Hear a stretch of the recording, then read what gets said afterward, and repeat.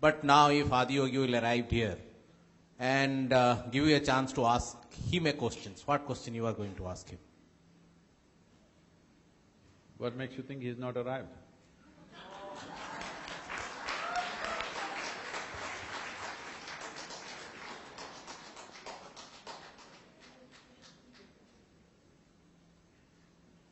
Yes, please. Yeah, please transfer the microphone quickly. Yeah.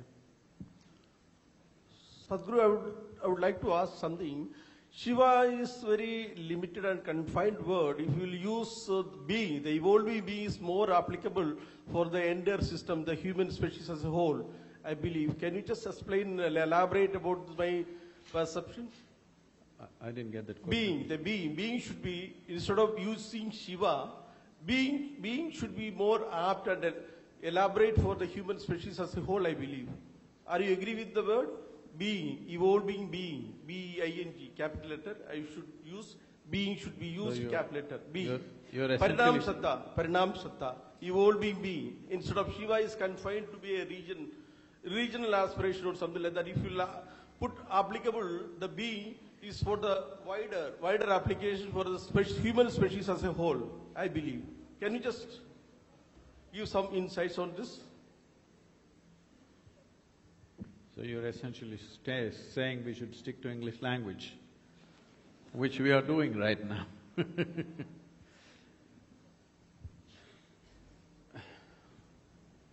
When we say Shiva, we are not talking about some fanciful man floating somewhere. We're talking about a limitless dimension.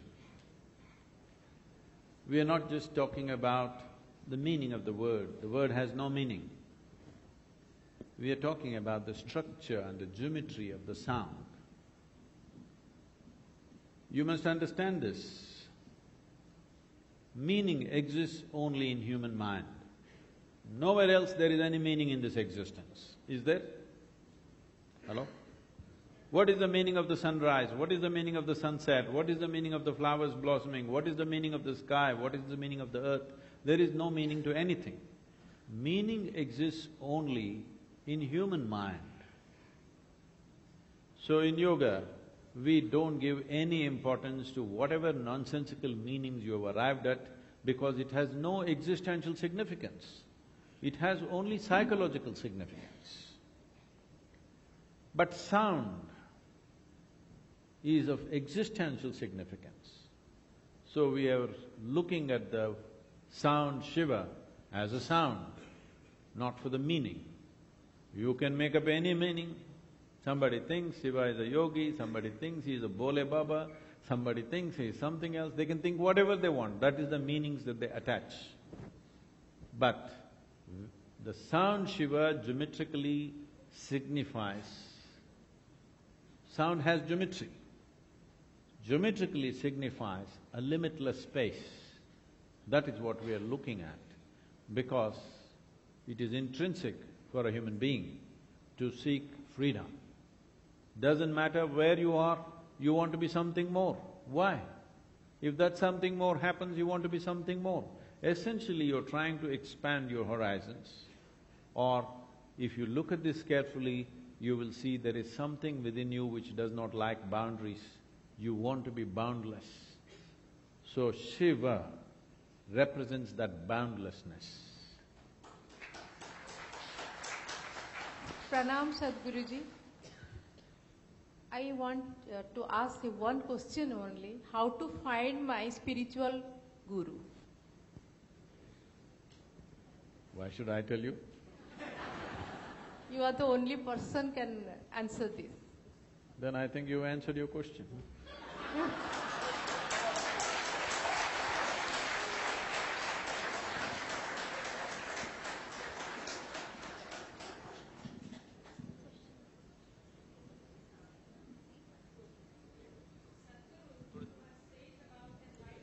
If you can wait for the microphone, please take the microphone. Good evening, Sadhguruji. Where are you? Okay. What according to you is the greatest lesson that you have learned till today from your life? I don't learn anything. Really. I'm quite incorrigible. I don't learn anything. I see everything just the way it is. I don't learn anything. Because learning means making some conclusions and keeping it in your goodie bag to use it somewhere else. No, I don't want to use anything. Because I have my faculties on. If tomorrow's situation or the next moment's situation is different from everything that's ever happened, I will still be at home with it because I don't go with my learnings. I have not learned anything from this life. I'm just living this life absolutely fully, knowing fully well, next moment can be entirely different from anything that's happened till now. If you have goodie bag full of learnings, suppose tomorrow's situation is very different from yesterday, what are you going to do with this stupid goodie bag? So don't carry the past with you. I know everybody is telling you, you must learn all the time, learn all the time. Well, if you are learning engineering or mathematics or science, please learn. But life, you just have to live. You don't have to learn. And anyway, let me tell you this, whether you learnt or you did not learn, anyway in the end you shall pass.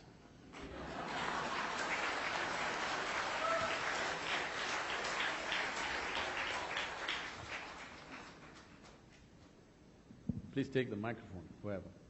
Namaskar, Sadhguru. My question is that if If you can. Knowing the ultimate is our the topmost thing which we can do, okay, and for that if yoga is the only way, okay, and for yoga if my clarity of mind or my longing to that is the thing which can makes the thing works, and for me everything is going like in a circle, means I don't know. Yeah, you don't have to worry, even the planet is doing the same thing. Means where to start and how to start, and means if there is no longing, then there is no yoga. If there is no clarity, there is no longing. Means What is this? means everything is in a confusion. No, you're just making equations which cannot be equated. Yes. Then means how to solve that equation? If I hang you upside down from the ceiling, would you want to come out of it after some time? Yes. Hello? Yes. Yes.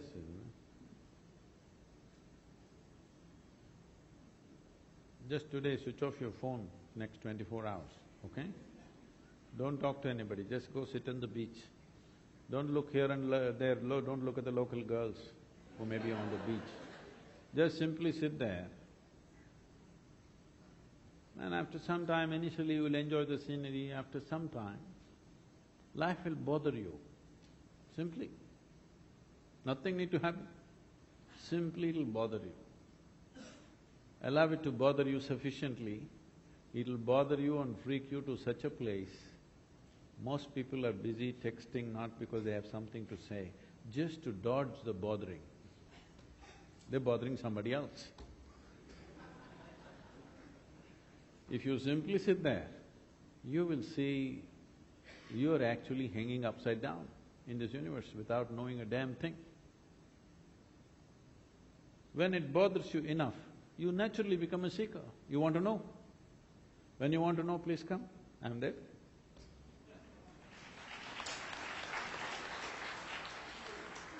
Please, you must take the microphone, whoever. Good evening, Sadhguruji. Here. No, microphone. Hello. Yes. Good evening, Sadhguruji. I have a question. A person has manifold interests in his life. Now, if one person tries to pursue one interest and the other interest deviates that person from pursuing that interest, so how to do a balance or strike a balance between pursuing manifold interests?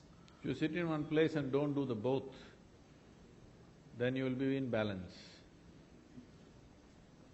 What is this? Is it true that right now that you're sitting here, for whatever reason, You can't be in a cinema theater right now? Or can you be? You've been watching something on the phone? No. So you're listening to me, so you can't be in the cinema theater. If you're in the cinema theater, you can't be on the beach. If you're on the beach, you can't be somewhere else. This is not just for you, this is for everybody, isn't it? Hello? But if you pursue any one thing with absoluteness, everything else is included in that one thing. You don't have to do many things. If you do one thing absolutely, you will see it contains the whole life in it. Tell me one thing which is exclusive of the other.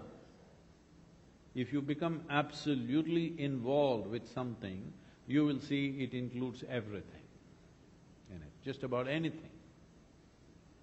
This is what mysticism means. Kabir is a weaver, just weaving cloth, he realizes things. Somebody just sweeping the floor realizes things. Because absolute involvement is what is missing right now. Now you're already thinking, if I do this, if I go west, I can't go east, if I go east, I can't go west. So what will you do? You will not go anywhere, sit here and think about this and that endlessly. That is just psychological drama, nothing happens. So whatever, it's not about what you do. Whatever nonsense you do, if you do it with absolute involvement, that becomes an all-inclusive, tremendous divine possibility.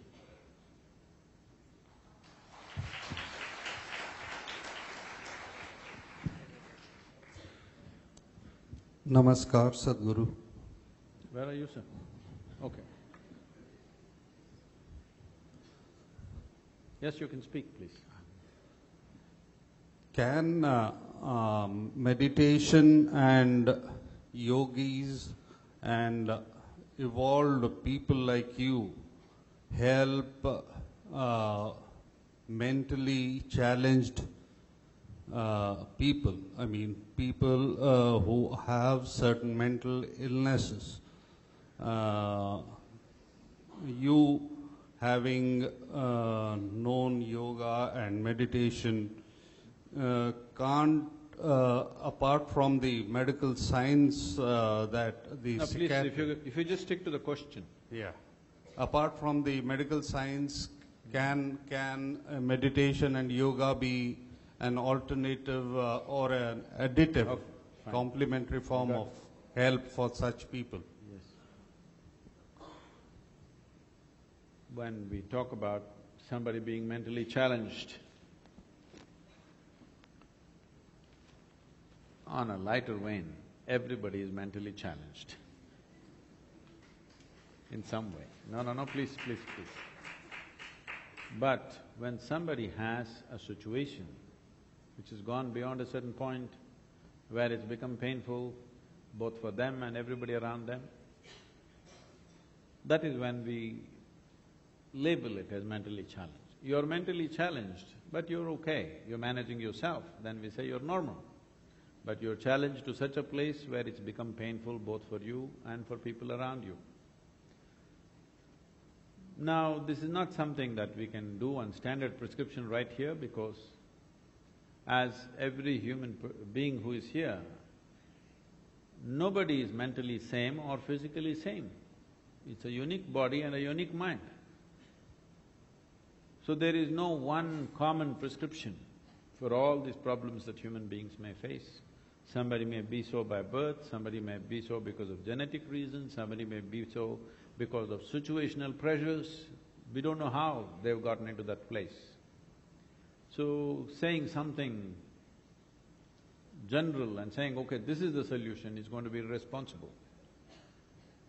But if it is because of situations that people have become mentally disturbed or broken, definitely with yoga and meditation we can fix it. But if it is because of pathological reasons,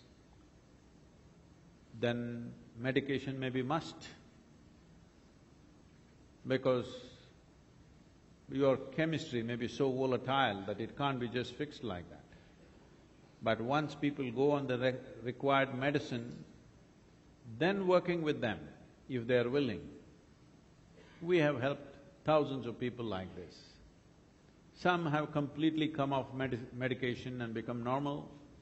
Some are moved from severe medication to more milder doses of medication and managing themselves. There is no one magic wand for this. It all depends on variety of factors. I don't think anybody has figured all the factors.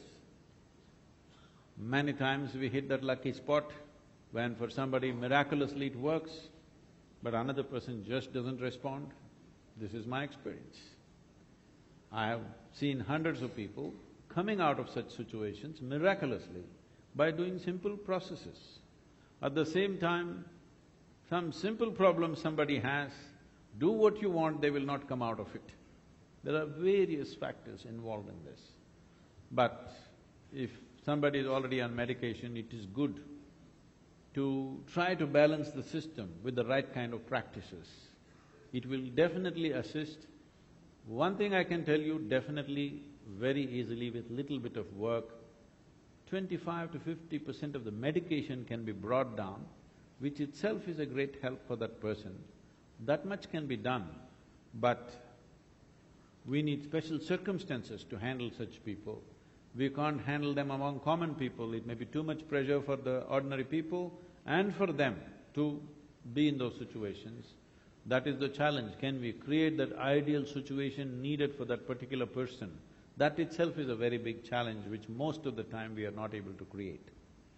So, if there is such a situation, it's best that complete detail of what is the situation is written down. Accordingly, we can take a judgment whether it is possible to help them or not. Sadhguru, I'm going to ask Disha to come on stage because there may be one or two questions from the media that she'll facilitate, not more than 10 minutes. All right, well, we'll quickly just take a couple of questions from the media if there's any. From the media, if there are any questions, because we have a time constraint here. Yes, sir?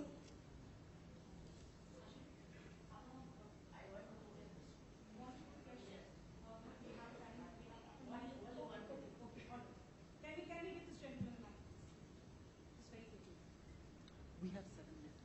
Yeah.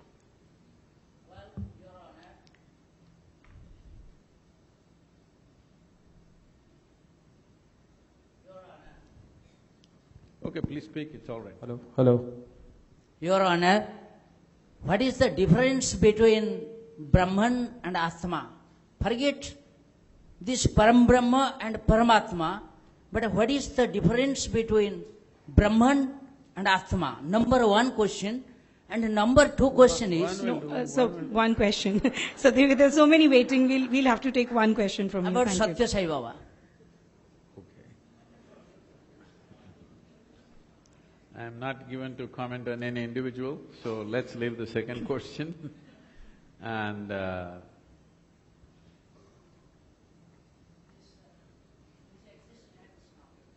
Atma is A of life, Brahman is the B of life. I'm not trying to belittle the question. I want you to understand.